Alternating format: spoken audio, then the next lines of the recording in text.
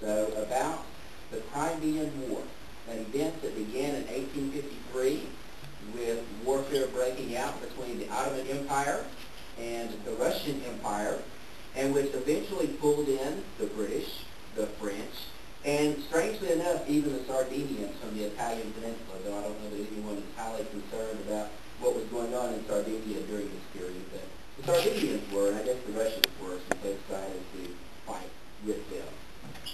The causes of the Crimean War stem from two very important dynamics. One international, one religious, but also impinging on international matters. First of all, Russia has historically been a very landlocked power. To the west, Russia has got access to the North Sea and is able to provide shipping through that region, but they've always coveted direct access to the Mediterranean. And in fact, as most of you know, this is one of the effective causes of World War I. One of the reasons why the Russians were pushing down into the Balkans just before World War I is because they were coveting this access to the Mediterranean. Well, those attempts by the Russians to enter this area began very early in the 19th century. In 1853, they were about to come to blows with the Ottoman Empire. Nicholas I was the Tsar of Russia at this time. Nicholas labeled the Ottoman Empire the sixth man of Europe because he believed firmly that the Ottoman Empire was weak, tottering, and needed to be replaced by a stronger, more effective power in the Middle East. And of course, he humbly proposed to be that new, stronger, more effective power, which would then have granted him access to the Balkans, access to the Crimean Peninsula, access to the Bosphorus Strait, and by extension, access to the Mediterranean Sea. There was also another issue going on that created tension between the French and the Russians. The French represented probably the most powerful bastion of Catholicism during the 19th century. At one time, that mantle had belonged to Spain. Now it belongs more properly to France. There had been riots in the Holy Land, in particular in Bethlehem, between Catholic priests and Orthodox priests over custody of the holy sites in Bethlehem and Jerusalem. Russia had now become the center of the Orthodox world, with Constantinople being controlled by the Ottomans. And so the battle becomes one between France and Russia, even though the events are taking place within the Ottoman Empire, with the French insisting that the Russians leave French Catholic monks in the Holy Land alone, but with the Russians insisting that they have a special duty as the progenitors and the heirs of the current Orthodox tradition to defend the holy sites, that it's their imperative to make sure that they're protected for Orthodoxy. This, they insist, this mandate supersedes even the political authority of the Ottoman Empire in the region. And so you've got tension between France and the Ottoman Empire on the one hand, and Russia on the other over these religious matters.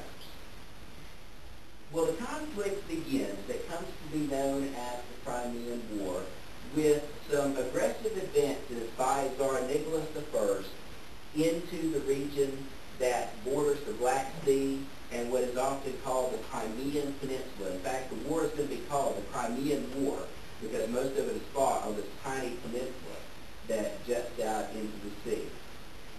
Nicholas is going to seize two Balkan provinces, Moldavia and Wallachia. And then he is going to occupy naval bases on the Crimean Peninsula. Just to give you a sense of what this looks like, you see the Mediterranean Sea, you see the straits flowing past Constantinople, the Bosphorus Strait, flowing into the Black Sea region, and there is the Crimean Peninsula sticking out in a very projected sort of way. You can make it out very clearly. This is going to be the theater where most of the conflict is going to take place. Russia is first going to declare war on the Ottomans, who also, of course, declare war on the Russians because they're trying to eject them from this region that the Russians have occupied. The first effective battle of the Crimean War takes place on November the 30th, 1853. It's the Battle of Sinope. It is waged between the Russian commander, Pavel Nekrobakov, and Pasha Osman, who is It is a battle in which the Russian fleet is going to destroy the naval capability of the Ottomans. The Ottomans are going to have a few surviving ships, but it is a devastating attack that strongly cripples their naval capacity. Well, at this point, the British decide it's time to get involved. Their concern about all this is that, one, the Russians might threaten their control of the Mediterranean should they move down into the Balkan region. And two, there's even kind of a, in my opinion, slightly overblown conspiracy theory that the Russians might ultimately threaten India if they control the Middle East as well. I have doubts that they could have ever brought that scenario into play, actually, but there were some British planners that were concerned that if the Russians were able to occupy the Middle East, they might move down and threaten British control of India. And so the British determined in March of 1854 to move their fleet into the region and also to send military personnel to fight the conflict by land as well. The Russians have fortified a naval base on the Crimean Peninsula at the port of Sevastopol. And from here they intend to branch out and try to take the rest of this region, the rest of the Balkan region, and open access to the Mediterranean. They will maintain the access they've now gained to the Mediterranean through the various straits. The British are going to land in September of 1854 on the Crimean Peninsula with the stated goal of trying to dislodge the naval base at Sevastopol by land. They are not able to do so effectively by sea, and so they're hoping the land armies will be able to overcome the fortifications at Sevastopol and dislodge the Russians. They are going to establish a base of operations at a place called Balaclava. Balaclava is going to factor powerfully in what is to come. There are going to be a couple of engagements the British are going to fight. Finally, there is going to be a Russian counterattack on October the 25th, 1854.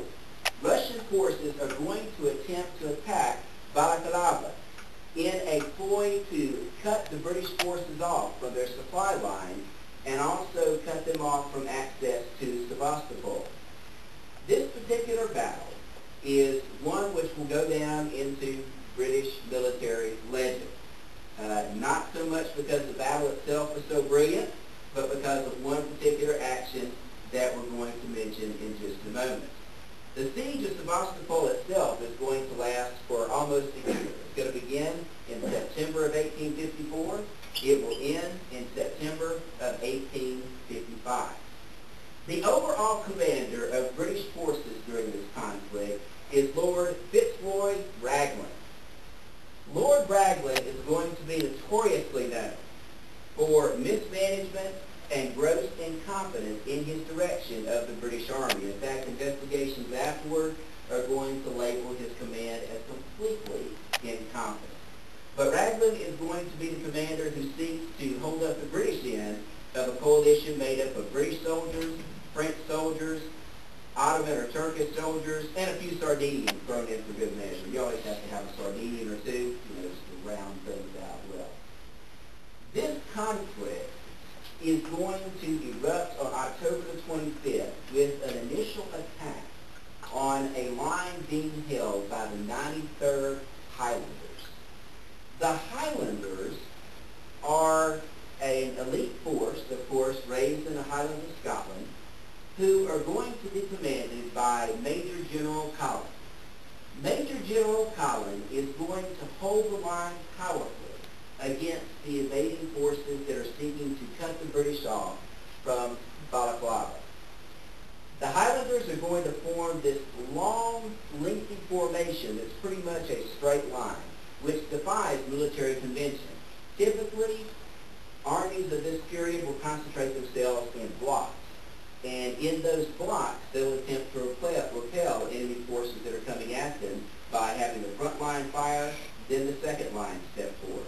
In this instance, however, the Highlanders, because they are stretched, end up forming a line which comes to be labeled the long, thin red line because they're all dressed in red.